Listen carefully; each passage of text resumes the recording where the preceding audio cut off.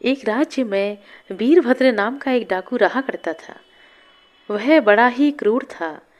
डाका डालते समय उसके आगे बूढ़ा बच्चा स्त्री पुरुष जो भी आ जाता वह उसकी निर्मम हत्या करने से नहीं चूकता था। इसलिए उसका आतंक दूर दूर तक फैल गया। वहाँ के राजा ने कई बार उसे पकड़ने की कोशिश की, लेकिन असफल रहा। इस वजह से भी उस डाकू का साहस बढ़ता जा रहा था।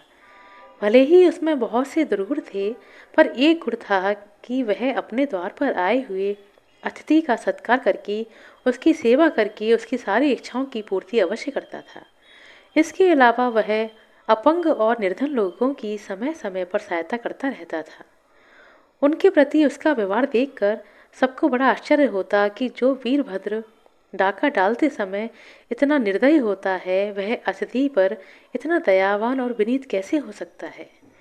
एक दिन उस नगरी में पुरी, बद्रिका आश्रम, द्वारिका और रामेश्वर, इन चारों धामों की यात्रा करके वापस आए एक साधु आए।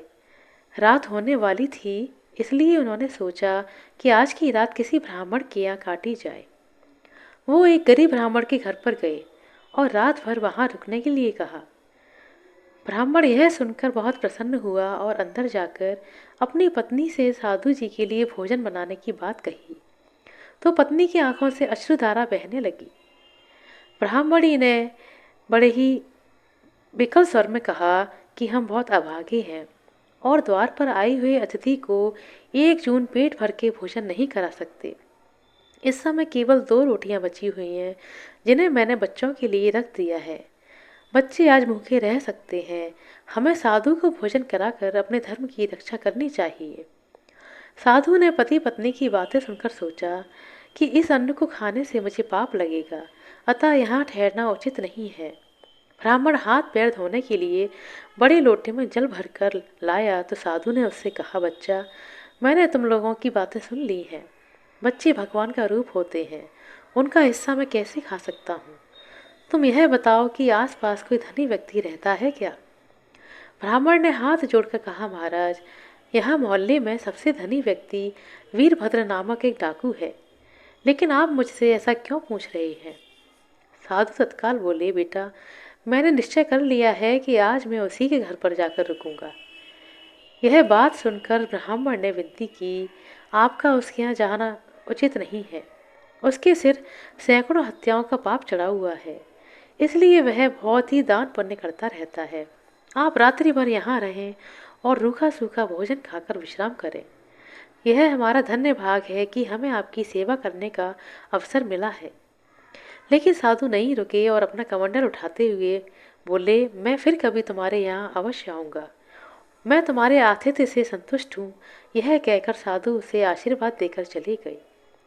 साधु कुछ देर बाद वीरभद्र की ऊंची अट्टालिका पर जा पहुंचे और दरबान से बोले, बेटा, अपने मालिक से जाकर कह दो कि एक साधु द्वार पर बैठा हुआ उसकी प्रतीक्षा कर रहा है। वीरभद्र के यहाँ आज तक कोई साधु संत नहीं टिका था। वो उससे दूर रहते और उसकी दान दक्षिणा स्वीकार नहीं करते थे। उसने मन में सोचा कि हो ना हो कोई भेदिया साधु के वेश में आया है। द्वार पर पहुंचा तो साधु ने उसकी मंगल कामना करते हुए रात भर रुकने की स्वीकृति मांगी। डाकू ने उससे प्रसन्न होकर रहने और खाने की व्यवस्था कर दी। कुछ देर के बाद में वह साधु के कमरे में आया और हाथ जोड़कर बोला, आपने मेरी कुटिया को अपने सत्संग से कृतार्थ किया है, अब कृपया भोजन कर लें। उसकी बात सुनकर साधु बोले, बेटा, मैं किसी के यहाँ भोजन तभी करता हूँ जब पहले मुझे मन चाहे दक्षिणा मिल जाती है।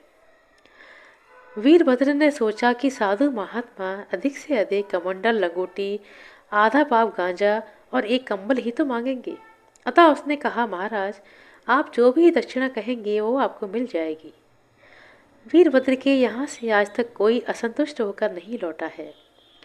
साधु मुस्कुराए और बोले, मेरे लिए भोजन से अधिक दक्षिणा का महत्व होता है बेटा।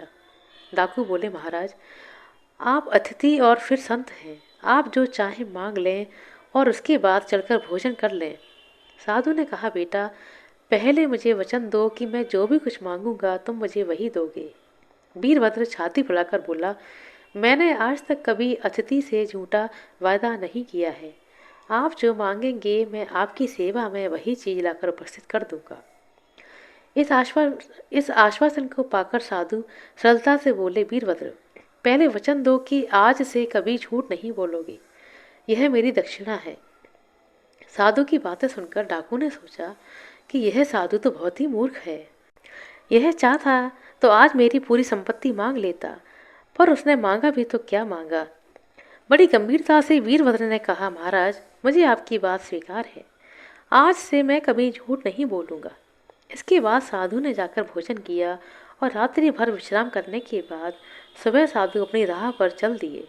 अब वीरभद्र साधु को दिए वचन के अनुसार सच बोलने लगा, लेकिन इसके कारण उसका डाका डालना बंद हो गया।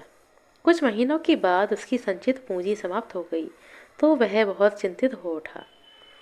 उसके साथियों ने भी धीरे धीरे उसका साथ छोड़ दिया और अपना नया गिरोह बना लिया। वे उसको साधु का चेला कहकर उसका मजाक उड़ाने लगे। इस भांति वीरभद्र का जीवन ही बदल गया। अब कोई आय का साधन न होने के कारण वीरभद्र बहुत चिंतित रहने लगा। एक दिन उसने अपनी परिस्थिति पर विचार कर सोचा कि उसने साधु से सच बोलने के लिए कहा है, लेकिन यह वचन नहीं दिया था कि डाका नहीं डालेगा, अतः क्यों ना फिर से डाका डाला जाए। बड़ी देर तक सोचने विचारने के बाद उसने निश्चय किया कि डाका डालकर कुछ धन एकत्र कर लिया जाए। उसने पहले के डाके में लूटी हुई एक राजा की पोशाक निकालकर पहन ली। संध्या समय को घोड़े पर सवार हुआ और मध्य रात्रि को राजधानी जाकर राजमहल में जा पहुंचा। बड़े फाटक के पास एक खूंटी पर घोड़ा बांध दिया। उसने पहरेदारों से फाटक खोलने के लिए कहा। उन लोगों ने पूछा, आप कौन हैं? उसने मुस्कुराकर उत्तर दिया, मैं एक डाकू हूँ और यहाँ चोरी करने के इरादे से आया हूँ। यहाँ का राजा रात्रि को नगर में जाकर वहाँ के हाल चाल का पता लगाया करता था। द्वारपाल राजसी पोशाक देखकर समझे कि महाराज उनकी परीक्षा ले रहे हैं, इसलिए द्वारपालों ने चुपचाप उसे भीतर जाने दिया। उन्होंने यह भी सोचा कि चोर इस भांति निडर होकर अपना प्रचार कभी नहीं करता है। इस तरह वीरभद्र राजमहल के अंदर गया और कुछ बहुमूल्य मणि और नौलख का हार लेकर बाहर आ गया। उसके बाहर चले आने पर भी पहरेदारों ने कोई अड़चन नहीं डाली। प्रातःकाल जब राजा उठे तो उनको ज्ञात हुआ कि रात्रि को महल में चोरी हुई है। राजा ने द्वारपालों को बुलवाकर पूछा कि कल रात्रि को महल के भीतर कौन कौन लोग आए थे। द्वारपालों ने उत्तर दिया कि महाराज, एक व्यक्ति आपके ही समान पोशाक पहने हुए यहाँ घोड़े पर सवार होकर आया था और उसने यह कहा था कि वह चोर है। हम लोगों ने समझा कि आप वेश बदल कर हमारी परीक्षा ले रहे हैं। फिर कोई व्यक्ति चोरी करने की नियत से आएगा तो क्या वह अपने मन की बात हमें इतनी सच्चाई से बताएगा? इसलिए हम लोगों ने उस व्यक्ति को अंदर आने से नहीं रोका। राजा को द्वारपालों की बात सुनकर बहुत आश्चर्य हुआ। बड़ी देर तक सोचते रहे, फिर कुछ निश्चय करके मंत्री को बुलवाया। उनके आने पर आदेश दिया कि राज्य भर में ढिंढोरा पिटवा दिया जाए कि राजा उस साहसी व्यक्ति से मिलना चाहते हैं जिसने अपने आप को चोर बताकर राजमहल में चतुराई के साथ चोरी की है। मंत्री ने उनकी आज्ञा का पालन किया और पूरे राज्य में डुग्गी पिटवा दी गई। राजधानी तथा अन्य नगरों में इस समाचार से बहुत हलचल हुई और लोग उस व्यक्ति को देखने के लिए लालायित हो उठे। वीरभद्र ने राजा की घोषणा सुनी तो उसने वही राजसी पोशाक निकालकर पहन ली और राजा के दरबार में सम्मिलित होने के लिए रवाना हो गया। राजमहल में पहुंचकर उसने अपने आने की सूचना दी। राजा ने तुरंत ही उसे सम्मानपूर्वक दरबार में लाने के लिए आज्ञा दी। अब वीरभद्र वहां पहुंचा और राजा का उसने अभिवादन किया। महाराज उसे देखकर दंग रह गए और क्रोधित होकर पूछने लगे कि वह वहां क्यों आया है। वीरभद्र ने कहा, राजन, मैं वही चोर हूँ जिसने परिस्थितिवश आपके महल में चोरी की थी। मैंने एक साधु को वचन दिया है कि मैं हमेशा सत्य बोलूँगा, इसलिए पहरेदारों को अपना इरादा मैंने बता दिया था। राजा उसकी सच्चाई पर मुग्ध हो गए। वीरभद्र ने पूरी कथा सुनाई और साधु वाली घटना पूरी विस्तार से बताई। वीरभद्र की पूरी कथा सुनने के बाद राजा उसकी सच्चाई से बहुत प्रभावित हुए। उन्होंने वीरभद्र को 7 गांव जागीर में दिए ताकि उसे अपने परिवार का पालन पोषण करने के लिए भविष्य में कभी भी चोरी ना करनी पड़े। वीरभद्र ने राजा की बातें सुनकर उनसे निवेदन किया कि आगे वह एक ईमानदार नागरिक की भांति जीवन व्यतीत करेगा। आशा करते हैं दोस्तों आपको हमारे द्वारा सुनाई गई यह कहानी अच्छी लगी होगी। यदि कहानी पसंद आई हो तो कृपया लाइक कर दें, शेयर कर दें। चैनल पर नए हैं तो सब्सक्राइब कर लें। अपना कीमती समय देने के लिए बहुत बहुत धन्यवाद। मिलते हैं अगले वीडियो में, तब तक के लिए नमस्कार।